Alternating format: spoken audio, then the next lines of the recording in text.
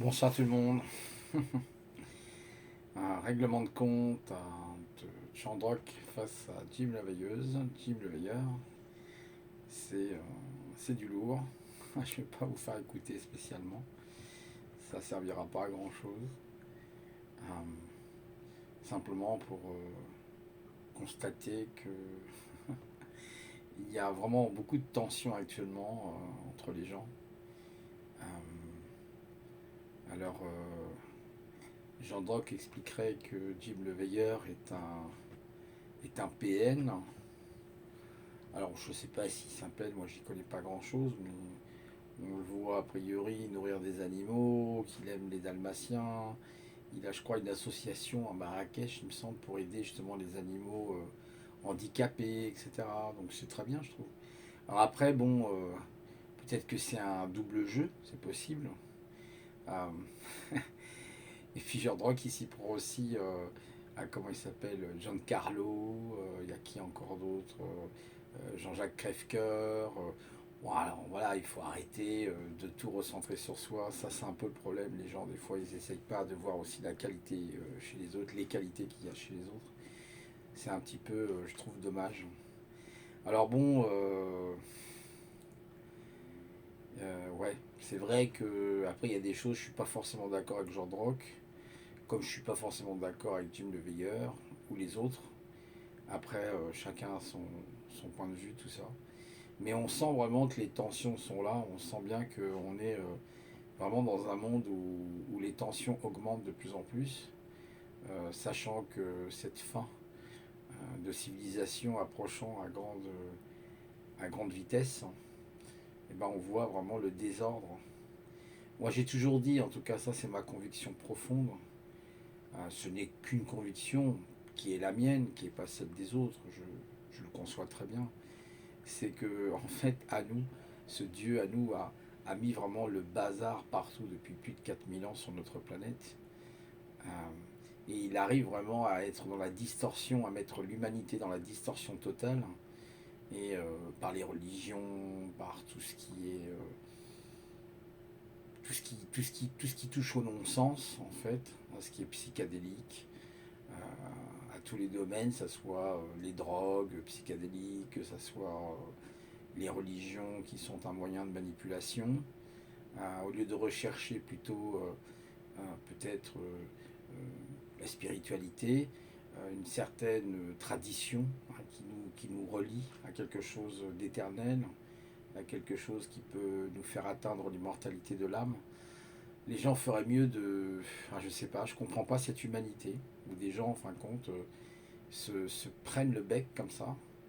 De toute façon, c'est un manque d'envergure, c'est un manque peut-être d'intelligence, c'est un manque de conscience que je dis aussi souvent, parce que ça n'apporte rien, ça ne fait pas avancer la cause de l'humanité, c'est-à-dire que bien sûr on peut régler ses comptes, c'est certain, mais bon, il y a toujours des égos. Bon, Jean Drock parle que Jim est un être d'ego comme plein d'autres, mais on a tous de l'ego, c'est évident. Alors, si on n'a pas d'ego, on peut rien bastir, on peut même pas écrire les livres qu'il écrit. Après, ça peut être discutable. Je lisais un de ces livres là sur l'archéologie. Bon, il y a des choses sur lesquelles je suis pas tout à fait d'accord. Voilà, parce que j'ai lu aussi, moi, d'autres livres qui vont forcément aller à contresens ou contredire les vérités de ce qui est dit. Alors, ils pensent les gens détenir une vérité, mais en fait, ils n'ont pas non plus les connaissances du terrain. Moi, c'est ce qui m'embête un peu quand on parle d'archéologie. C'est vrai que quelque part, il faut avoir une connaissance du terrain. Un peu comme Bled Dio, par exemple, ou d'autres qui sont sur le terrain et qui analysent réellement ce qui se passe, les vestiges qu'ils ont pu trouver, tous les sites archéologiques. Et ça, c'est très important, c'est bien plus parlant qu'autre chose. Voilà. Mais pour dire voilà comment ce monde est en train de partir dans la pagaille. J'écoutais Doc tout à l'heure qui disait oui, je trouve que les gens maintenant sont très tendus. Bah, et tu trouves qu'ils sont très tendus, c'est normal. On arrive au fin des temps, à la fin de ce temps-là, à la fin de cette civilisation. Bah oui, et puis ça sera de plus en plus tendu. Euh, et c'est là qu'on voit combien il est important de se réserver du temps à soi, dans la méditation, dans la réflexion, et d'essayer de surtout pas s'emporter en fait dans son émotionnel et d'essayer de, je dirais pas forcément de garder la tête froide, hein, parce qu'il faut aussi avoir de l'humanité, mais d'essayer effectivement de se dire que ben, c'est un mauvais moment à passer et que les gens n'ont pas fini, ils n'ont vraiment pas fini de la fin de ce système. C'est pas pour tout de suite, hein. C'est pas vraiment pour tout de suite. Parce que beaucoup de choses doivent se dérouler avant. Pas forcément de belles choses, malheureusement. C'est pas pour être alarmiste ou pessimiste hein, que je dis ça, mais qui vont amener quand même à des espèces de collapses hein, un petit peu partout, dans tous les domaines. Et c'est en fait ce qui va nous faire tenir debout, c'est notre intégrité, c'est notre intégrité avec nous-mêmes, pas forcément avec les autres, hein, c'est l'intégrité avec soi, parce que l'autre, est-ce qu'on pourra lui faire confiance? C'est pas si sûr que ça. Donc la confiance après, peut-être elle est reliée à autre chose, elle est liée à, voilà, peut-être liée à des dieux, liée à des civilisations lointaines qui nous donnent ce courage d'avancer dans ce monde de ténèbres, parce que c'est bien hein, les choses comme ça, il faut les voir comme ça, c'est un monde de ténèbres pour le moment, et un jour, au bout du tunnel, on finit par voir la lumière qui nous permet d'avancer et d'évoluer. Mais pour le moment, on n'est pas encore là complètement, il va falloir du temps qui passe encore, et malheureusement de nombreuses épreuves. Et c'est dans ces épreuves-là que l'on voit qui on est. Si vous savez, c'est comme un métal. Un métal, c'est en le chauffant qu'on finit par voir la qualité du métal. Si on le chauffe et puis que, en fait, on essaye de le former par le martelage, et qu'en fait, bah, il casse hein, au premier martelage, ça veut dire que c'est un métal de mauvaise qualité, ou c'est tout simplement parce qu'on a trop chauffé le métal ou pas assez chauffé le métal. Donc il y a beaucoup de facteurs, si vous voulez, qui vont rentrer en compte. Ben, c'est la même chose. C'est en forgeant qu'on devient forgeron, mais en fait, nous-mêmes, en tant qu'êtres humains, nous passons dans la grande forge pour voir notre tempérament, si c'est un tempérament d'acier, de guerrier, face aux événements futurs qui ne seront pas forcément très jolis. Et il faudra vraiment s'accrocher, quoi. Il faudra vraiment s'accrocher et essayer de trouver des gens qui sont sur cette même longueur d'onde que nous, c'est-à-dire des personnages qui ont compris à quel point il était important de se relier avec des sphères supérieures, des sphères de Dieu, de déesses qui nous permettent justement d'être forts à l'intérieur de nous et pas avec de mauvais dieux ou de mauvaises déesses. Hein. Il faut vraiment choisir les bons dieux et les bonnes déesses. Hein. Il ne faut pas que ça soit n'importe qui. Peut-être par la prière, par des rituels. Les rituels, je rappelle, faites très attention. Les rituels qu'on donne aux dieux bons, les déesses bons, c'est toujours des fruits, des légumes, c'est toujours des parfums, des fleurs. C'est jamais des rituels de sang. Ça c'est le rituel de sang, c'est le rituel qui est désigné pour les mauvais dieux. Donc faites très attention à ça. C'est extrêmement nocif au niveau des égrégores. Donc il est important de se relier à ces sources parce qu'elles vont nous permettre de grandir et de pouvoir supporter des épreuves qui seront beaucoup plus difficiles pour nous. Donc tout est lié à notre force intérieure, à notre intériorité, à notre intelligence intrapersonnelle, si je peux dire, parce que c'est elle qui va effectivement nous aider à traverser les moments les plus difficiles. Euh, et non pas dans la panique, parce que la panique la peur est une mauvaise conseillère, hein, comme on dit. Et donc, et ben c'est là où il faut garder son sang-froid. Vous savez, c'est un peu comme, je sais pas, un plongeur. Hein, quand un plongeur, vous savez, ces gens-là qui plongent de très très haut, hein, ils sont des fois au bord de falaises et puis ils se mettent à plonger comme ça dans l'océan, dans la mer. Vous imaginez la maîtrise qu'il faut avoir, le mental qu'il faut avoir. Il ne faut pas se rater, hein, c'est pas le moment d'aller se rater. La tête la première, avec les bras devant, et bien le plongeur doit avoir le meilleur angle possible pour ne pas se faire un claquage quand il va arriver à la surface de l'eau. Vous imaginez bien la vitesse qu'il arrive. Donc il faut avoir un mental, il faut avoir une force intérieure et pas seulement une force musculaire. Vous voyez, c'est un ensemble de choses. C'est un ensemble de choses. Et le monde, les épreuves qui vont attendre l'humanité, ça sera la même chose. Peut-être qu'il y aura des épreuves de faim.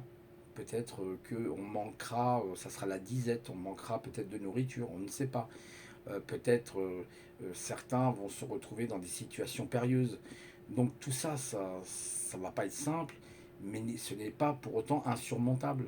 Ce n'est pas insurmontable si vous avez justement ce courage, peut-être par la méditation et voire même la prière. Docteur Joseph Murphy parlait de la prière qui peut, la prière scientifique. Je ne parle pas d'une prière par rapport à la religion, mais d'une prière qui vous engage et qui vous donne de la force et du courage. Une prière positive, il n'y a pas forcément un amen à la fin de votre prière, parce que amen, ça a été volé au dieu Amon, il faut le savoir. Donc vous voyez un peu le trucage qu'ont fait les religions. Quand elles disent amen, elles parlent de Amon, le dieu Amon. Donc il y a toujours un truc incroyable. Non, mais c'est-à-dire cette espèce de prière scientifique, hein, le docteur Joseph Murphy en a parlé, c'est très intéressant ce qu'il dit, où il parle justement de cette intelligence cosmique qui nous entoure, qui est omniscient, omniprésent, qui est partout. Et la seule force que vous allez pouvoir trouver, c'est dans ce genre de choses. Oui. C'est là où vous allez pouvoir trouver votre force. Parce que eh ben, des événements viendront et ils vont être extrêmement pénibles. Donc il va falloir faire des choix à un moment donné.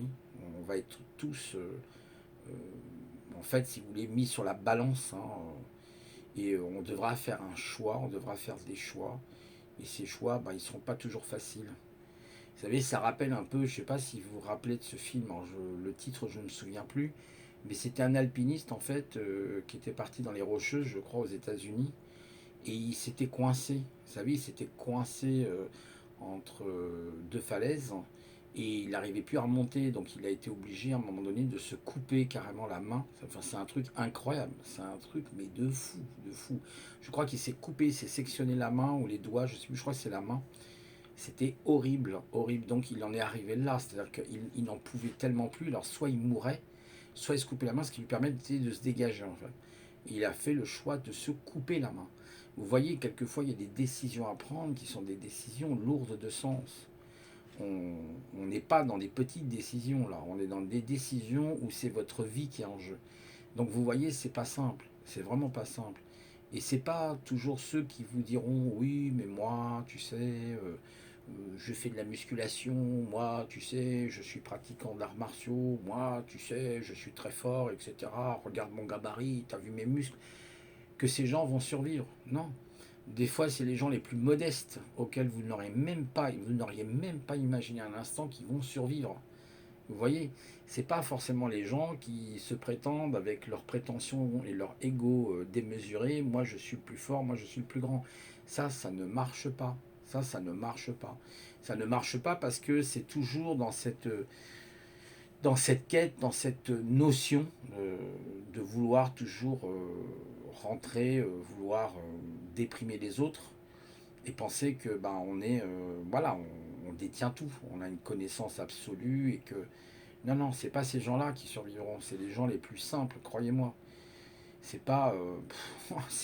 C'est tout faux, hein, tous les gens qui croient, oui, oui, c'est Arnold Schwarzenegger. Non, non, pas du tout, pas du tout. Il faut pas se fier aux apparences, en fait.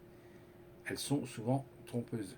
Et donc, c'est l'humilité. Le problème de notre société, souvent de l'humain, c'est son manque d'humilité. Il pense qu'il sait, il pense qu'il croit, il pense qu'il détient, il pense qu'il va aller se surpasser et que personne ne peut l'arrêter. Non, je crois que l'apprentissage de l'humilité vous rend plus fort mentalement, psychologiquement. Elle vous rend plus fort au niveau de votre cœur aussi. Elle renforce votre cœur. Donc l'humilité, c'est de reconnaître que quelquefois, on n'a pas les réponses à tout et on n'a pas forcément l'esprit objectif. Donc il faut apprendre à dire, ok, il y a une telle situation, pourquoi il y a cette situation-là, comment je peux faire pour la surmonter, quels sont les moyens que j'ai pour surmonter cette situation-là. Est-ce qu'il faut que je fuis? Est-ce qu'il voyez, parce que peut-être par exemple on sera amené peut-être à fuir, on ne sait pas. Donc il faut peut-être préparer un sac à dos avec l'essentiel dans le sac à dos. C'est pas de l'alarmiste hein, que je fais. C'est simplement je suppose quelque chose. Vous savez, il y a un dicton qui dit vaut mieux prévenir que guérir. Et en fin de compte, c'est de se dire oui, bah moi je préviens en me préparant. Vous voyez, vous n'êtes pas pris au dépourvu. Vous préparez, vous avez votre sac, il est prêt. Vous n'avez plus qu'à prendre votre sac avec vos papiers, éventuellement, tous vos objets voilà, que vous avez besoin, pas trop chargés non plus, et vous fuyez. Vous fuyez de chez vous, vous fuyez de l'endroit où vous êtes. Vous ne cherchez pas à essayer de, par exemple, de vouloir sauver, comme on dit, sauver la mise. Voyez. Donc il faut faire extrêmement attention de ne pas s'imaginer que vous allez sauver votre ordinateur, votre voiture ou que sais-je. Peut-être oui, vous aurez le temps de prendre votre voiture et de vous barrer, mais surtout pour les gens qui sont en ville. Mais en fait, c'est de se dire, je me prépare. Je prends toutes les causes, toutes les éventualités possibles et inimaginables qui peuvent se présenter devant moi. Donc on voit à quel point il est important d'être préparé psychologiquement, physiquement. Physiquement aussi, pourquoi physiquement? Ben, en fait, moi c'est un gros problème, d'ailleurs, je travaille sur ça beaucoup. Avant, j'étais un grand sportif, je le suis beaucoup moins. Mais en fait, pourquoi? Bah, vous pouvez par exemple travailler votre cardio, vous faites de la course, etc., de la marche à pied rapide, un peu de musculation avec des élastiques, par exemple, c'est très intéressant, ça va tonifier vos muscles. Pourquoi? Parce que bah, il faut être prêt pour le combat éventuellement ou fuir. Vous voyez, parce que vous pouvez avoir des ennemis en face de vous, ou même un ennemi. Alors des ennemis, bien sûr, c'est plus compliqué, mais un ennemi en face de vous et vous ne connaissez pas ses intentions. Dans un système qui est, si vous voulez, qui a complètement perdu, ou qu'un système où tout le contrôle a été perdu, ou c'est-à-dire il y a une forme de guerre civile, un truc très grave, bah, il faut prévoir toutes ces choses. Voilà, pour essayer de survivre le plus longtemps possible. Et en fait, si on y réfléchit bien, bah on se dit ouais, je suis prêt à toute éventualité. Et vous êtes prêt à toute éventualité. Peut-être qu'il faut être armé, peut-être qu'il faut, vous voyez, il y a des tas de choses et les gens quelquefois vous disent mais non, non, non, faut faire un peu, vous savez, comme le Christ, hein, vous tendez la joue gauche et puis vous tendez la joue droite. Non, non, non, faut arrêter avec ces bêtises. Il faut devenir des hommes et des femmes et être responsable de sa vie parce que votre vie est précieuse et vous devez la défendre comme celle de vos enfants, comme celle de votre femme ou de votre mari, peu importe, vous devez défendre la vie. La vie, elle est importante. Si vous la défendez avec toute votre force et que malgré que vous ayez tout fait et que eh ben, vous ne pourrez pas rougir, vous direz bah, je suis peut-être mort, mais j'ai défendu, j'ai fait ce que j'ai pu pour défendre ma vie et celle des autres et de ma famille, par exemple, vous voyez. Donc attention, euh, il ne faut pas penser négatif, c'est pas ce que je veux dire. Il y a des gens, des fois, vous leur dites ça, ouais, mais t'es négatif. Non, non, non, non, non. Il faut penser, regardez par exemple des pays comme le Liban, bon, un peu moins maintenant le Liban, mais regardez la Syrie, regardez l'Afghanistan, regardez comment vivent ces gens. Vous croyez réellement que ces gens dans ces pays-là, ils baissent la garde? Ah non, non, non, ils baissent pas la garde. Et on sera amené peut-être aussi à traverser ce genre de crise et il ne faudra pas baisser la garde. C'est pour ça que je vous dis, bien malin celui qui connaîtra l'avenir, bien malin ces gens qui vous disent oui mais ça n'arrive que dans les pays du Moyen-Orient, ça n'arrivera jamais en Europe. Ah bon? Comment ça? Quelle est votre certitude pour dire une telle chose? Voilà, vous voyez, donc les gens sont toujours dans des certitudes, on est toujours, des fois on pense être dans une certitude et notre certitude on la croit comme vraie, mais en fait on n'a pas pensé à ces choses. Ça ne veut pas dire qu'il faut être obsédé par ces choses-là, mais il faut se préparer. Et un peu comme un survivaliste, il faut se préparer. Ce n'est pas une blague. Quelquefois, il y a des gens qui disent oh ouais, mais les survivalistes, ils exagèrent. C'est vrai, il y a des survivalistes, je pense qu'ils exagèrent sur certaines situations, mais ils donnent quand même de bons conseils. Ils vous disent attention, quand même d'avoir un sac avec vous, avec de l'eau, avec des changes, avec une boîte éventuellement d'urgence. Vous voyez, c'est pas une plaisanterie. Moi, je sais que je prépare mon sac là. Parce que demain, peut-être ça peut péter du jour au lendemain. Regardez ce qui se passe en ce moment avec cette histoire de lettres des généraux. On ne sait pas ce qui peut se passer. Aujourd'hui, je crois qu'il y a plus de 22 000 signataires maintenant. Voilà, ça commence à prendre de plus en plus d'ampleur le truc là. Et ça veut dire que ça sent pas bon. Ça veut dire que qu'est-ce qui pourrait se passer? Ben, il pourrait se passer qu'on ne sait pas, ça pourrait finir en guerre civile. Il y a des gens qui disent mais non, la guerre civile, les Français n'en veulent pas. Mais c'est pas la question que les Français n'en veulent pas.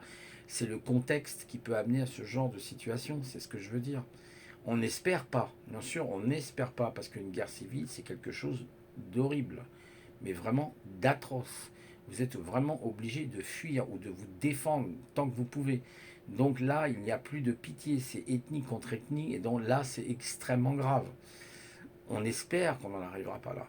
Mais je suis inquiet de voir la situation, et je ne suis pas le seul, même des généraux le disent, que la France est en train de prendre là. Ça devient de plus en plus inquiétant. Alors certains répliqueront, oui, mais c'est parce qu'il y a les élections 2022 et on sait qu'on ramène tout ça aux cités, aux violences dans les cités, etc. Bah ouais, mais vous savez, comme on dit, le calme avant la tempête. Et voilà, il y a le calme et ensuite la tempête est là, elle arrive. Donc attention, attention. Vous savez, je ne sais pas si vous avez déjà observé même des tremblements de terre ou même des ouragans, mais surtout des tremblements de terre, les oiseaux s'arrêtent de chanter. Oui, tiens, c'est bizarre, hein, les oiseaux arrêtent de chanter, tiens, qu'est-ce qui se passe? Alors ça peut être un tremblement de terre, une éruption volcanique, peu importe, hein, même un ouragan. Tiens, c'est bizarre. Tiens, actuellement les oiseaux ils chantent là, mais je les entends pas. Puis 10 minutes après, bon, la terre se met à trembler, ou ça peut être autre chose, une autre catastrophe naturelle. Et là, vous êtes subjugué. Vous voyez, même les animaux le sentent. Ils sentent par ce septième sens, ce sixième sens, ils sentent les choses. Donc on voit à quel point, ben, en fait, il ne faut pas se fier aux apparences. Il ne faut pas se fier aux apparences. Et le silence, souvent, prédomine. Prédominant, je veux dire, c'est souvent pas forcément très bon. Voilà. Donc, il ne faut pas tomber dans la psychose. Vous voyez, les amis, il ne faut pas tomber dans la psychose, mais il faut se préparer mentalement et je pense physiquement le mieux qu'on peut, évidemment, selon son âge. Il faut aussi, voilà, c'est pas simple. Moi, par exemple, j'ai 58 ans, j'ai pas 20 ans, je cours pas comme un jeune de 20 ans, vous comprenez bien. Mais essayez de faire le maximum. Voilà, c'est ce que je veux dire, de faire le maximum de vos possibilités, de nos possibilités. Voilà, c'était un conseil. C'est un conseil, oui. Moi, c'est aussi des conseils hein, que j'ai pris auprès des autres. Ça serait bien prétentieux de ma part de dire que ce ne sont que mes conseils. En tout cas, moi, j'essaye de vous donner une vision, ce que j'en pense. Et c'est vrai que ça demande beaucoup d'abnégation, de courage. Mais faut arrêter maintenant de penser que nous allons vivre. Rappelez-vous hein, ce qu'a dit notre président, le monde de maintenant sera plus, le monde de demain ne sera plus celui que nous avons vécu avant. Alors, regardez cette crise sanitaire dans laquelle on ne s'en sort pas. On est toujours avec des espèces de confinements ou des demi-confinements. Vous voyez, il y a toujours quelque chose. Hein. Hein, on maintient quand même le peuple dans la peur. Là maintenant, j'écoutais comment il s'appelle Fabien Lemoine. Je ne sais pas si vous connaissez Fabien Lemoine, il a une chaîne intéressante. Il parlait de l'antavirus. Je crois que c'est l'antévirus ou l'antavirus. Non, je crois que c'est l'antavirus. Ça serait un virus qui aurait dans les forêts qui serait donné par certains animaux. Waouh, on rend les gens complètement dingues. C'est-à-dire qu'on est en train d'entretenir la peur pour dire aux gens n'allez même plus dans les forêts parce que dans les forêts, non seulement il y a des antivirus, mais vous avez aussi des tiques. Hein, les tiques, vous savez, la maladie de Lyme. Alors je pense il y en a qui disent la maladie de Lyme. Et puis bah, cette maladie est très handicapante. Et je crois que c'est en Bourgogne où il y a jusqu'à 46% de risque hein, de tiques. Mais ça voudrait dire que si on écoute tout ça, il n'y a plus qu'à rester enfermé dans un cercueil, à la limite, hein, et puis bouger, quoi. C'est-à-dire qu'on est en train de paralyser les gens en leur faisant peur, comme si toutes ces maladies, elles n'auraient jamais existé avant. Vous voyez ce que je veux dire? Mais dans ce cas-là, on ne fait plus rien. Vous voyez comme on entretient la peur. Donc, éteignez votre télé, je vous en prie, éteignez votre télé. Éteignez aussi votre radio s'il le faut. Attention, même sur Internet, sur YouTube, sur certains réseaux sociaux, attention, parce qu'il y a aussi des trucs voilà, qui sont des deepfakes, il y a pas mal de choses qui sont fausses. Donc il faut toujours rester prudent et ne pas se laisser justement contaminer par cet esprit justement de peur, hein, cet esprit d'angoisse hein, où les gens vont être angoissés parce que ben, les entités s'en nourrissent en quelque sorte un peu comme des parasites et vous les rejettent vers vous. C'est pour ça qu'il faut faire attention à votre égrégore, il faut le protéger par la méditation, par toutes ces choses-là. Je vous ai parlé de la prière scientifique. Regardez les travaux du docteur Joseph Murphy, vous allez voir, c'est très intéressant. Par la respiration, par le sport, par la nourriture, essayez de prendre des jus de légumes le matin si vous pouvez. Moi j'essaye souvent de prendre des jus de légumes, j'ai perdu, grâce à ça, j'ai perdu beaucoup de poids. Et ça aide. Toutes ces choses ne sont que des facteurs qui peuvent vous aider. Mais c'est vrai que sinon, ça devient après très compliqué. Ce sont après des situations périlleuses qui ne sont pas simples et qu'il faut arriver à maîtriser. Voilà, donc il faut toujours aller de l'avant. Euh, c'est pas forcément évident, mais ça fait partie en tout cas des solutions. Voilà, voilà, c'était une petite capsule pour vous dire un peu tout ça. Que oui, évidemment, on est dans un monde instable aujourd'hui, qui n'a jamais été aussi instable, hein, et qu'il faut se préparer à des événements. Hein. C'est pas, je dis pas ça pour rire, hein, c'est vraiment des choses sérieuses que je dis. C'est ne pas rentrer dans un fatalisme, ça je l'accorde très bien, mais ne pas non plus rentrer dans une forme de béatitude, hein, comme j'en vois beaucoup, des gens qui confondent le positivisme, la réalité des choses, ce qui est factuel, et ça c'est un petit peu dommage, ça ne veut pas dire qu'il faut être pessimiste, mais il faut aussi se préparer à toute éventualité, voyez. Ah, comme on dit, il vaut mieux deux conseillers qu'un seul, que dit le dicton, ou je ne sais plus quel philosophe disait, il vaut mieux deux esprits qu'un seul, si les deux esprits évidemment sont corrects, hein, on est bien d'accord. Ah, et là, ça se passe bien parce qu'il y a deux esprits qui sont là. Voyez, parce que sinon, bah, ça va être compliqué. Ça va être très compliqué. Voilà, bah, en tout cas, je vous encourage à réfléchir à tout ça, à méditer sur ces questions. Et je ne suis pas un gourou ou autre. Hein, c'est pas, je n'essaie pas de vous dire, voilà, faites comme ça, comme ça. Chacun, libre à chacun après de faire ses choix, bien sûr. Mais c'est simplement se dire comment je pourrais réagir dans une éventualité comme celle-ci. Voilà, sans pouvoir tomber forcément dans le pessimisme. Mais sachant que ça va devenir difficile. Vous voyez bien que l'étau se resserre chaque jour et que ça devient de plus en plus complexe pour l'humanité. Voilà, donc il faut penser à tout ça et être dans la réflexion, être dans le pragmatisme pour pouvoir prendre les bonnes décisions. Voilà. Allez, je vous souhaite une bonne soirée et je vous dis à une prochaine fois. C'était Didier. Au revoir à tous et toutes.